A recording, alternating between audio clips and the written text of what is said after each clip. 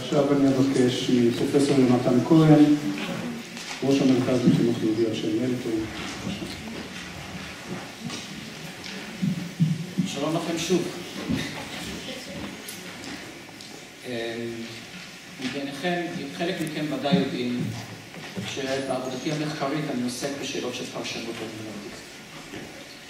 משהו שטרם עשיתי ושאני הייתי רוצה לעשות בקצרה הערב ברשותכם, לנסות לחשוב על השאלה מה הייתה גישתו ההרמנוטית או הפרשנית של מייק בגישתו למקורות ישראל לצרכים חינוכיים. לצורך זה אני רוצה כמה גישות פרשניות לפרט לפניכם, חלק מכם מכירים את זה ממני, אז אני אעשה את זה בקצרה, ואחר כך אני אנסה לשייך את מייק באיזה גישה פרשנית הוא נמצא ומה המשמעות החינוכית של הדבר הזה. טוב, השם של הכנס, המשכיות ויצירתיות. אז השאלה שאני רוצה לשאול היא כך, איזו גישה פרשנית לטקסטים מן הקנון היהודי יש בה כדי לאפשר המשכיות של ממש, ויחד עם זאת לאפשר יצירתיות של ממש, בהנחלת המסורת היהודית בימינו? שאלה סבוכה. ראשית, מבחינה תיאורטית, ברצוני לבחון שורה של גישות פרשניות מן ההיבט הזה. אחר כך אני רוצה לגשת ל-case study, לא מתוך ספריו העיוניים של מייק, אלא מתוך תוכנית לימודים שכתבנו ביחד. פירשנו איזה מקור ביחד בדרך מסוימת, ואני חושב שהדרך הזאת משקפת את מה שאני הולך להגיד. בקצרה, אני רוצה לבחון כמה גישות פרשניות. לאחת הגישות אני אוהב לכנות פרשנות של קדמה. זאת גישה שאנחנו יכולים למצוא אותה אצל הרמן כהן, אצל פרום או אצל מורדכי קפלן. כאן, בגישה של פרשנות של קדמה, hermeneutics of progress, באנגלית, הטקסט הקנוני נתפס כפורץ דרך וחלוץ, בכיוון כל מה שיקר לנו היום, כאנשים ליברליים ואוניברסליסטיים. אנחנו מוכירים אוטונומיה, יצירתיות, דמוקרטיה, ותופעות אלו מבשילות בשלבים בטקסטים הקנוניים של היהדות. השלבים של פרום למשל, פרום היה סבור שגם בני אדם התפתחו יחידים וגם תרבויות שלמות מתפתחות על פי שלושה שלבים בסיסיים. השלב הראשון הוא לא היה פמיניסט גדול, אני כבר מזהיר אתכם. השלב הראשון הוא השלב של הקשר לאל, שהוא קשר לא רציונלי, סוג של פיקסציה, על מישהי שמספקת לתינוק את כל ה-life support systems, את כל מנגנוני התמיכה, כך שהתינוק פוחד שאם הוא מתנתק מאמא הוא אבוד לגמרי. אחר כך השלב השני הוא יותר רציונלי, זה השלב של הקשר לאב, שוב סליחה. זה קשר לא אוטונומי, עדיין סמכותי, אבל גלוי. זאת אומרת, האב הוא זה שקובע את כללי המשחק, אבל כללי המשחק כתובים וכולם יכולים לקרוא אותם, לפעמים אפילו הילד יכול לגשת לאב ולהגיד, אתה עברת על החוקים של עצמך. השלב העליון, הגבוה ביותר, לפי פרום, אנחנו יודעים את זה, אוטונומי. שאדם יוצר קשרים עם בני אדם אחרים רק מתוך בחירה, ולא מתוך כפייה או סמכותיות. לפי פרום, הטקסטים הקנוניים גם שלנו, יש גם חלוקה פנימית כזאת, גם בתוך המקרא, מתחלקים לפי הקטגוריות האלה. יש סיפורים שהוא קורא להם יותר פרימיטיביים, יש סיפורים שהם סוג מסוים של שלב ביניים, ויש סיפורים שהוא מכנה אותם מתקדמים יותר. זאת אומרת, יותר קרובים למה שאנחנו מאמינים היום. סיפור גן עדן, סיפור המבול, האל המקנא, פן משלח ידו, האל הקפריזי שהורג את כל העולם כשלא מוצא חן מה בני אדם עושים, זה שריד מהתקופה הפרימיטיבית. מתן תורה, השלב האבהי, האינדיבידואציה של אברהם ומשה בניגודים שלהם, תנור של אחנאי במסורת היותר מאוחרת, או כאן אנחנו כבר מתקרבים לאוטונומיה, וזה יותר מוצא חן להם. אוקיי, אני חושב שזה די ברור שזאת לא הגישה של מייק. זאת אומרת שהוא לא שופט את הטקסטים לפי מידת קרבתם למה שלנו נראה כראוי וכו'. אבל הגישה שלו לא הייתה גישה של מה שאני קורא pure reverence, או יראת כבוד חד צדדי. גם זה לא. מהי הגישה של יראת הכבוד? שאני משייך אותו ללאו שטראוסר, אחרים. ההנחה בגישה הזאת היא שהטקסט קורא אותנו יותר טוב ממה שאנחנו מסוגלים לקרוא את עצמנו. יש לטקסט מה לומר על המצב האנושי, מעבר למה שאנחנו יכולים לומר לעצמנו. זאת בגלל שהאדם המודרני והפוסט-מודרני מוצא את עצמו במצב נחות מול הטקסטים הגדולים של העבר. בגלל שאנחנו נגועים בהיסטוריציזם ורלטיביזם, ושאלת האמת האולטימטיבית כבר לא מעסיקה אותנו, כמו שהיא כן מעסיקה את הטקסטים הגדולים של העבר. או שאנחנו דבקים במיתוס הקדמה, אנחנו בסוף ההיסטוריה, לכן אנחנו יותר מפותחים, או שאנחנו דבקים במיתוס הקונטקסטואליזציה. יש אנשים שחושבים שהם צודקים, הם מסכנים או בורים. אנחנו יודעים שכל מי שחושב שהוא צודק, רק צודק מנקודת הבורות שלו. או בגלל התקופה שבה הוא חי, או בגלל המגדר שלו, או בגלל המעמד שלו, או כל מיני סיבות אחרות. הוא לא יכול להיות שהוא צודק באמת. אנחנו יודעים את זה. הוא מסכן, לא יודע. לכן, במקום לנקוט בגישות האלה, הגישה של יראת כבוד, באיזשהו מקום מציעה לנו לנקוט בגישה תלמידנית. כשאנחנו יושבים בפני טקסט גדול, עלינו להשאיר מעל עצמנו את המודרניות שלנו ואת הפוסט-מודרניות שלנו, ולהתרוקן מן הדברים שאנחנו מאמינים בהם, ולפתוח את עצמנו לתובנות חדשות שבאות מן הטקסט. גם זאת לא הייתה גישה שלנו. בגלל שהגישה הזאת באיזשהו מקום שוללת את הסיטואציה המודרנית של הקורא. ומייק לא דרש מהאדם המודרני לשלול את מודרניותו על מנת לקרוא טקסטים מסורתיים. וכמו שבובר באיזשהו מקום טוען, הטקסט מדבר מתוך סיטואציה, הקורא נמצא בתוך סיטואציה, הקורא חייב להביא את הסיטואציה שלו לקריאת הטקסט, והוא לא צריך להשיב מעל עצמו את המודרניות שלו על מנת לקנות את הזכות לשמוע את הטקסטים מן העבר. אבל, שאני רוצה להגיד, אולי זה חידוש קצת יותר גדול, שהגישה של מייק גם לא הייתה לגמרי דיאלוגית. ידידי ואמיתי במרכז לחינוך יהודי, אשר שקדי, דוקטור אשר שקדי, אהב לאפיין את הגישה של מייק כגישה דיאלוגית. חלק מזה אולי מושפע מן האישיות של מייק, שהיא בהחלט הייתה אישיות דיאלוגית. זאת אומרת, פתוח לאחר, מוכן לקבל השפעה מאחר, מוכן גם לעבור שינויים, גם להשפיע על האחר ולגרום לכך שהאחר ישתנה, זה ודאי קרה במקרה האישי שלי ושל כמה אנשים שיושבים פה, אבל גם להשתנות בעצמו ולהיות פתוח לדברים שבאים מן האחר שהוא לא יכול לתת לעצמו. הייתה לו באמת אישיות דיאלוגית, אבל זה לא אומר שהגישה שלו לטקסטים הייתה גישה דיאלוגית.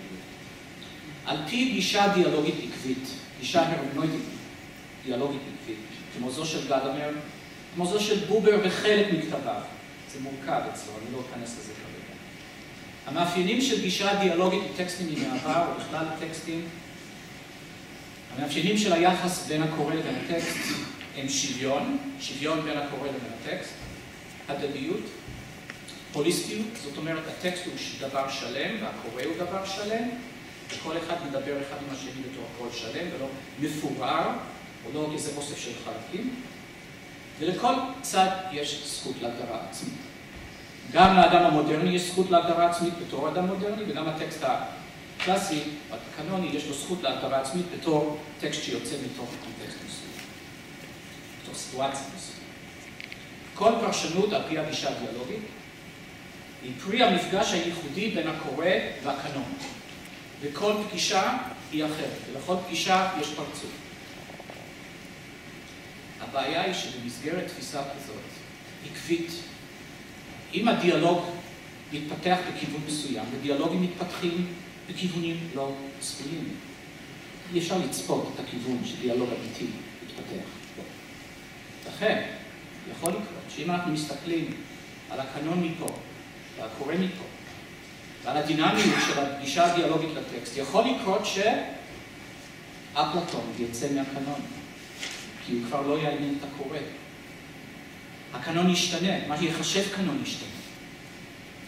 ויכול מאוד להיות שחלקים מאוד מאוד מכוננים של הקנון כבר לא יהיו חלק ממה שמעניין את האדם בן זמנים. לכן אני חושב שבאמת הגישה של מייק גם לא גישה דיאלוגית, אלא היא גישה שלדעתי אפשר לקרוא לה, וזה מה שקראתי לזה בכותרת, מדרש פילוסופי. קראתי לזה מדרש פילוסופי במפתח חינוכי.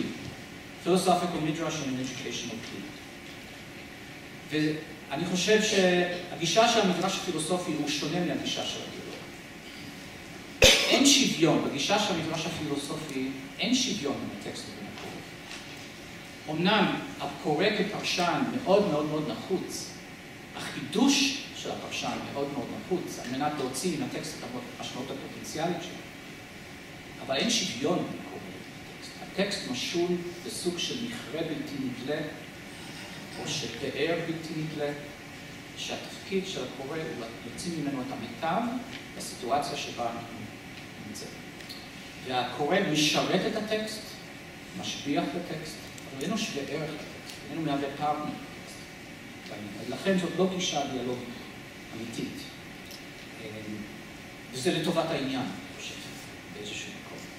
הגישה של מייק מבוססת על ההבחנה שהוא נטל את ההבחנה הזאת ממייבל אוקשט.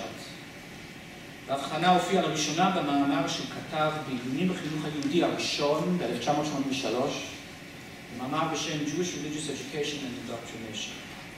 ואני מצטט, וזה מתקשר לנושא של הכנס שלנו, Continuity and Creativity. אני מצטט באנגלית. The question of when a culture is being continued, however creatively, and when it is being abandoned, with whatever lip service to continuity, can be determined, or at least clarified, through the use of what Peter is drawing on Oakeshott calls the language and the literature of a culture or a field of study. פה זה מופיע שפה בספרות בפעם הראשונה. The language, quote, is the implied canons, the staples, the rules of procedure, and what we may call the essence, without which the culture would not be identifiable or understood and would not generate new literature. The latter, literature, is, first, what people have done with the language, and thus, by implication, what the learners can eventually do with it. We wish children to master the language and to use it in making literature. Their adherence to the language is testimony to cultural continuity.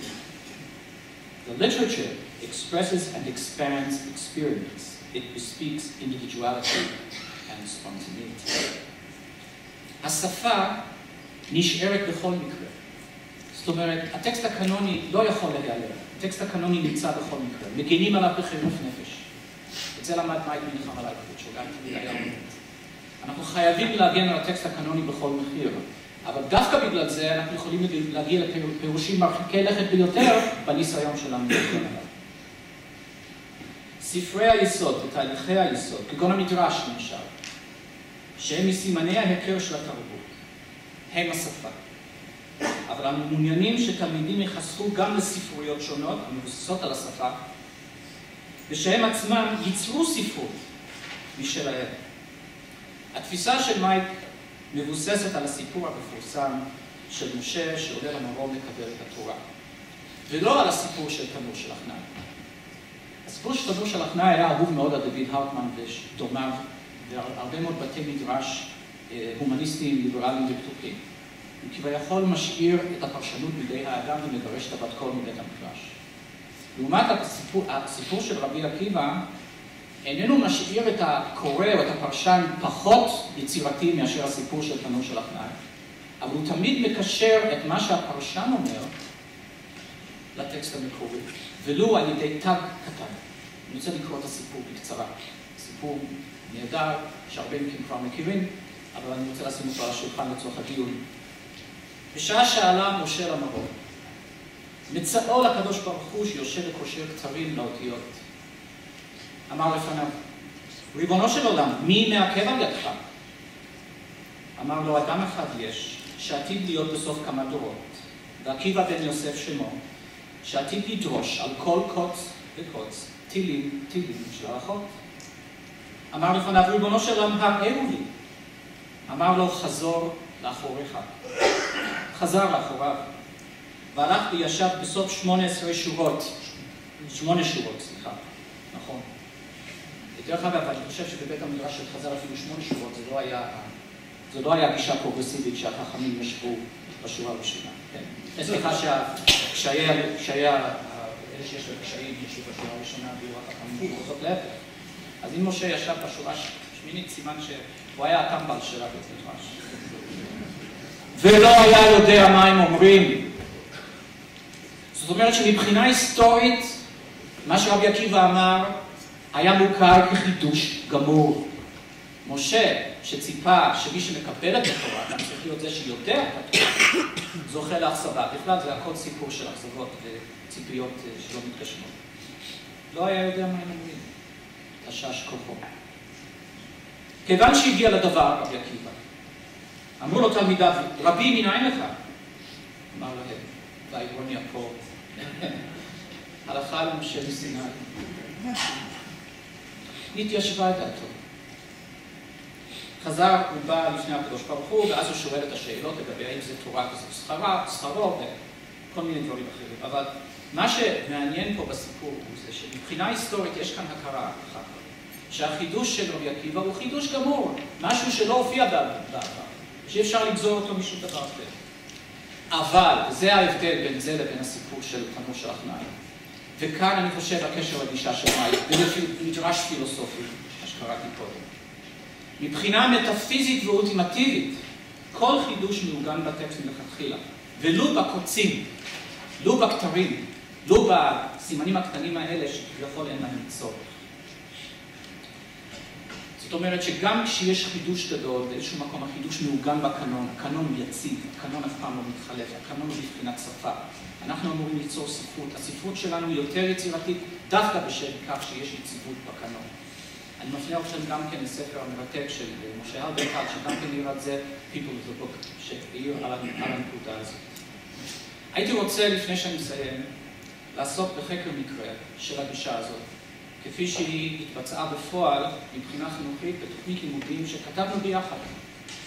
את המסגרת באמת סיפק מאי. השם של היחידה, יחידת לימוד, זה היה במסגרת הפרויקט להוראת ערכי היהדות. השם של היחידה הוא המדרש והנחל.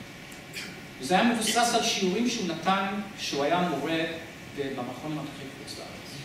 הוא התחיל לעצב את הדברים כשהוא עבד על הפרויקט ערכי היהדות ולכתוב עליהם.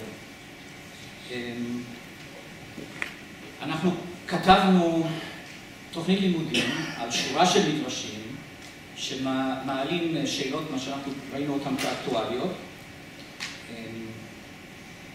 על מדרש מבראשית רבה, על סיפור קין והבל. אנחנו יצאנו מתוך ההנחה, וזה גם כן דוגמה, אני הזכרתי את זה בכנס של השל, דוגמה מאוד נדירה של תוכנית לימודים שנכתבה בהשראה של הוגה דעות יהודי, של השל, שבאיזשהו מקום טען שאנחנו חייבים במקום להנחיל את התשובות המוגמרות והאחידות והחד משמעיות לתלמידינו, עלינו להנחיל להם את השאלות שהולידו את התשובות, ולהנחיל להם את העובדה שהתשובות הן רבות ומגוונות ולא אחידות. אז על פי זה אנחנו ניגשנו למדרש הזה, שאנחנו קראנו אותו ברוח חז"ל, ברוח הדבר האחר. דבר אחר, דבר אחר, דבר אחר. כמה זמן עכשיו? יש. טוב, בסדר. אז בקיצור, אני לא אקרא את כל המדרש. זה מדרש שמבוסס על הפסוק ויאמר קין אל הבל אחיו, ויהי אותם בשדה, ויקום קין אל הבל אחיו ויהרגהו. והשאלה כביכול הטקסטואלית בקנונית, על מה היו מדיינים. ועל פי, ומה שאנחנו ניסינו לעשות, ומה שמאפיין כל כך את מייק, לדרוש את הטקסט, הטקסט נשאר במקומו. לדרוש את הטקסט, למצוא את השאלה האנושית והקיומית העומדת מאחורי הטקסט. והשאלה שאנחנו איתרנו, לא כל כך קשה להכיר את זה, זה למה יש אלימות בעולם, ולמה הטבע האנושי הוא רק כל כך, ולמה בני אדם אלימים, ומה התשובות לכך. אז חכם אחד אומר, זה בגלל רכוש. העיקר זה רכוש. חכם אחר אומר, זה דת. אנשים רוצים בעלות על הקדושה. אנשים רוצים בעלות על מקום הקדושה. בתחומי בית המקדש ייבנה. בתחומי בית המקדש ייבנה. והשלישי, לתחרות מינית. עכשיו, כשאנחנו מסתכלים מסביבנו ואנחנו שואלים את עצמנו למה יש אלימות בעולם, אני חושב שאנחנו הבאנו כאן 3 סיבות סבירות ביותר. במסגרת תוכנית הלימודים אנחנו הבאנו ציטוטים שאני לא אצטט אותם כרגע, ממרקס על נושא הרכוש. על רב יהודה הלוי, על נושא הסכסוכים הדתיים. ומפרויד על הנושא של התחרות המינית, שהיא לדעתו מניעת שני האחרים באיזשהו מקום. כן? שיותר תשתיתית משני האחרים. אז אם כן, אנחנו יצאנו מתוך הנחה כמובן, שהמדרש איננו רק על קין והבל, אלא האדם בכלל, על טבע האדם. העיבוד החינוכי או הדתי של המדרש הוא עיבוד שהוא בבחינת מדרש פילוסופי. בגלל שהאופציות שהועלו על ידי מרקס או יהודה הלוי ופרויד הופכות אצל מייק להיות ספרות חדשה, המרחיבה את הספרות הקיימת על הפסוקים האלה, מרחיבה את שפת המקרא. אבל שפת המקרא כקנון נשארת. כך שאנחנו נשארים מצד אחד עם המשכיות, זאת אומרת, התייחסות לטקסט המקראי כגורם יציב, התומם בחובו, תובנות כמעט אינסופיות. וגם יצירתיות, הרחבת המשמעויות האפשריות של הטקסט על ידי סיגוד תובנות במהלך הזמן.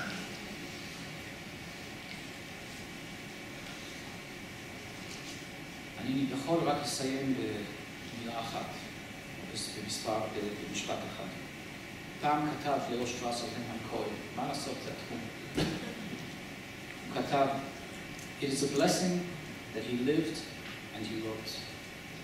אז אני אומר על מייק, שהנחיל לנו את כל זה, ברכה היא שאיש זה חי וגם כתב, יהי זכרו ברוך.